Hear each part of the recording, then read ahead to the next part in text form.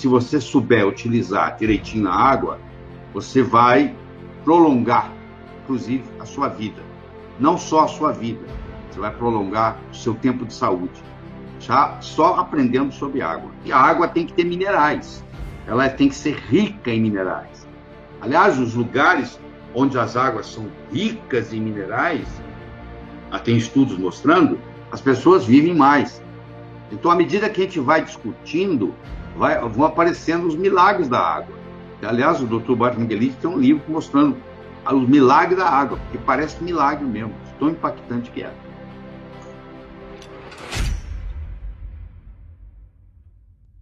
Se você souber utilizar direitinho a água, você vai prolongar, inclusive, a sua vida. Não só a sua vida, você vai prolongar o seu tempo de saúde. Já só aprendendo sobre água.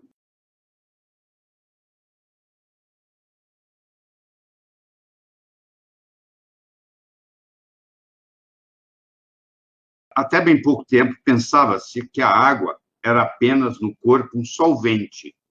A água é conhecida por ser um solvente universal. Ela dilui coisas. Então, você coloca uma coisa solúvel na água, ela dissolve isso. Então, ela é um solvente. Mas hoje nós sabemos que é muito mais do que isso. A água promove uma reação chamada hidrólise. E no momento que você vê ela promovendo isso, ela deixa de ser apenas a substância mais abundante no corpo, como ela passa a ser o nutriente mais importante, mais abundante no corpo. E agora eu pergunto para você: a natureza é extremamente sábia, ela não faz nada errado. Se ela coloca o nutriente mais abundante no corpo, a água, ela está querendo dizer alguma coisa. Está querendo dizer da importância desse nutriente, já que 70% do nosso corpo, pelo menos, é água. Ora, se o Criador sabia o que estava fazendo e coloca um corpo com pelo menos em torno de 70% de água, isso aí também depende da idade, depende do órgão que nós estamos conversando, 95% do seu sangue é água. Você vai ver, o dente, por exemplo, é o que tem menos água, e o sangue é o que tem mais água. Então, dependendo do órgão, varia esse percentual. Mas fazendo uma média, a média é em torno de 70%. Então, já que 70% do seu corpo, do meu corpo, do nosso corpo é água, deve ter muita função. Do contrário, o Criador não tinha colocado desse modo. Não é verdade? O Dr. Bart Miguelidi, ele nasceu no Irã em 1933. Ele era de uma família de classe média alta. Ele teve a oportunidade de estudar o estudo fundamental e médio na Escócia. Ele fez medicina na Inglaterra. Ele voltou para o Irã, se envolveu na política e, aos 46 anos de idade, em 1979, ele foi preso. E ele recebeu uma pena política, não tem nada a ver, não roubou, ele não fez nada, é por problemas ideológicos. Ele recebeu uma pena de 31 meses de prisão. E ele era o único médico preso nessa penitenciária. E lá havia mais de 3.000 prisioneiros. E como não tinha médico, ele era o médico que resolvia tudo.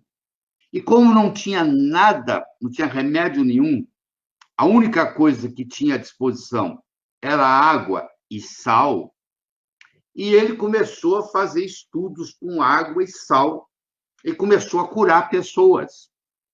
E ele se empolgou tanto com isso, que quando completaram os 31 meses, e ele, em vez de ir embora, ele fez uma solicitação para ficar mais 4 meses preso. Olha que coisa impressionante.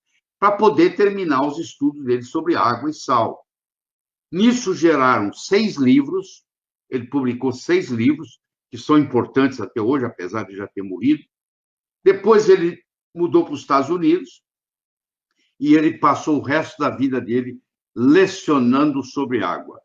Então, ele foi o grande desbravador, o grande pioneiro para mostrar ao indivíduo comum, leigo, a importância da água e do sal. E nós vamos ter oportunidade de discutir isso aqui. Então, esses 6 livros são sagrados. Eu tenho o privilégio de ter lido todos esses 6 livros do Dr. Batman Gilead. Então, ele é um dos meus heróis nessa área. Ele mostrou que a classe médica, nós médicos, acreditamos em algumas coisas sobre água que não é verdadeiro. A primeira coisa, por exemplo, é que quando você está desidratado, você tem uma boca seca. Isso não é verdade. Você pode estar desidratado e não estar com a boca seca. A segunda é que você sempre vai ter sede quando precisar de água. Isso não é verdade. À medida que você envelhece, você vai perdendo todas as funções, você também perde essa habilidade da sede. Então, o indivíduo, a partir dos 60 anos de idade, ele tem que ser orientado a tomar água sem sentir sede. Porque se ele for esperar a sede, ele não vai tomar água de jeito nenhum. O terceiro mito com relação a isso é que você pode substituir a água. Você não pode substituir a água por suco, por café, por chá. Não, água é água. Então, esses mitos todos vêm confundindo. Mas o principal deles, que eu quero passar para você, é o seguinte: não espere ter sede para beber água. Porque se você esperar ter sede para beber água, você vai ficar desidratado. Entre outras coisas, você vai desenvolver rugas. O indivíduo desenvolve ruga principalmente por desidratação. Uma pessoa bem hidratada, independente da idade dela, ela tem uma pele lisinha. E você vai ver isso em você. Eles fizeram estudo com pessoas que tinham rugas e tomaram 3 litros de água por dia durante 2, 3 meses e fizeram o estudo antes e depois. E se eu te mostrar as fotos, nas minhas aulas eu mostro, você vai achar que a pessoa passou por uma cirurgia de estética, por uma cirurgia, uma plástica. E foi nada mais, nada menos do que hidratar a pele.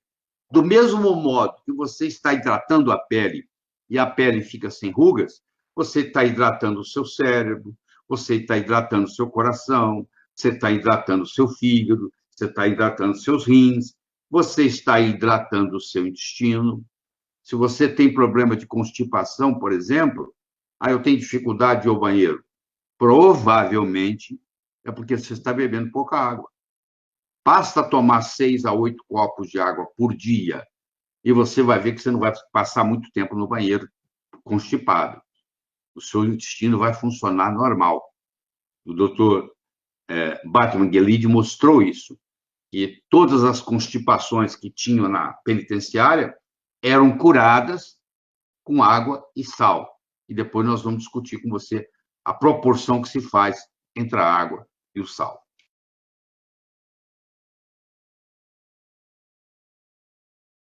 Uma pessoa que tem dor crônica está desidratada.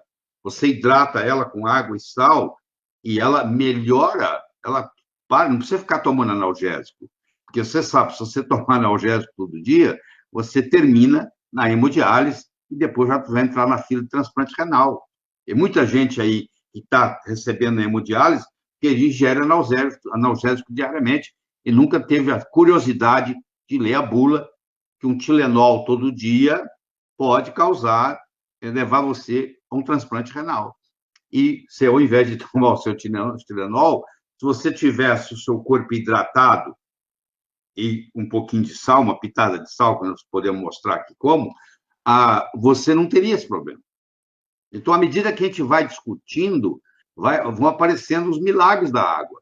Aliás, o Dr. Batman Gilead tem um livro mostrando os milagres da água, porque parece milagre mesmo, de tão impactante que é.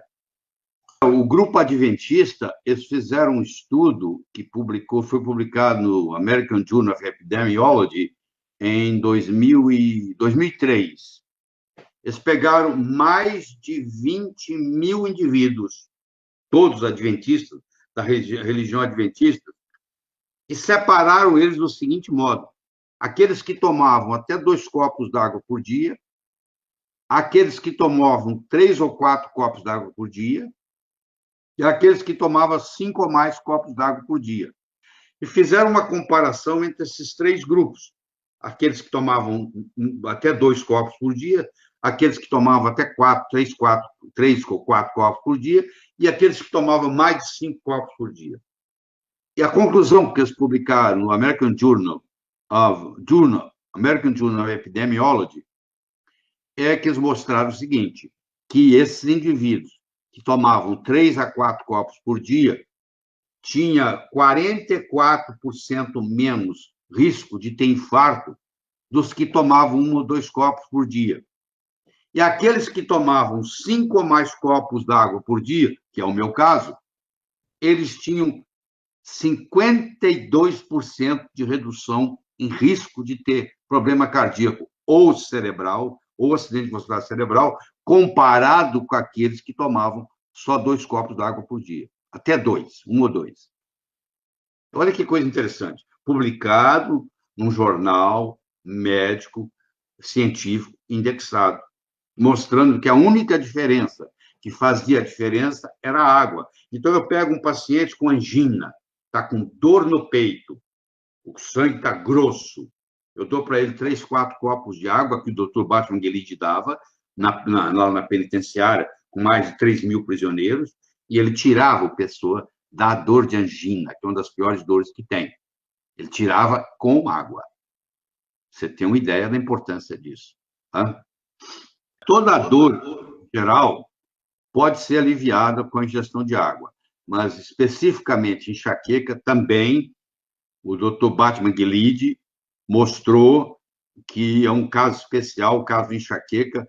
Uma das grandes causas dessa enxaqueca crônica é um processo de desidratação. Deixa eu começar a falar do sal, então.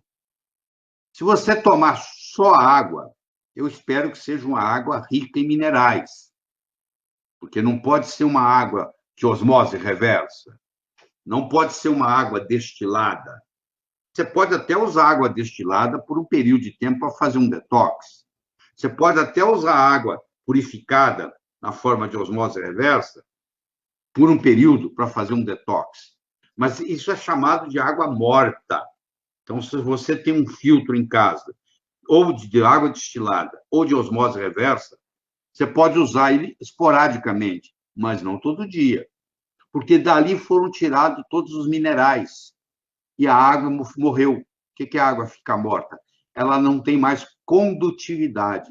Porque para conduzir a eletricidade, a água tem que ter íons. Então, se você purifica a água demais, ela perde essas propriedades. Ela não faz bem para a saúde. Então, a água tem que ter minerais. Ela tem que ser rica em minerais. Aliás, os lugares onde as águas são ricas em minerais, tem estudos mostrando, as pessoas vivem mais. A água mais famosa do mundo, espontânea, nascida na fonte, é a água de Hunza, Hunza. Hunza é um vale onde a região tem apenas 30 mil habitantes, que está no extremo norte da Índia, fica entre a Índia, a China, o Paquistão e o Afeganistão. Então, Paquistão, Afeganistão, Índia, China, e aqui está a Hunza. As pessoas da Hunza vivem mais de 100 anos. É um dos lugares do mundo onde tem mais longevos. Um filho seu tem uma crise asmática à noite e você tem que levar para o hospital. Se esse seu filho tivesse hidratado, ele não teria crise asmática, para começar. Então, eu posso fazer uma profilaxia da crise asmática hidratando.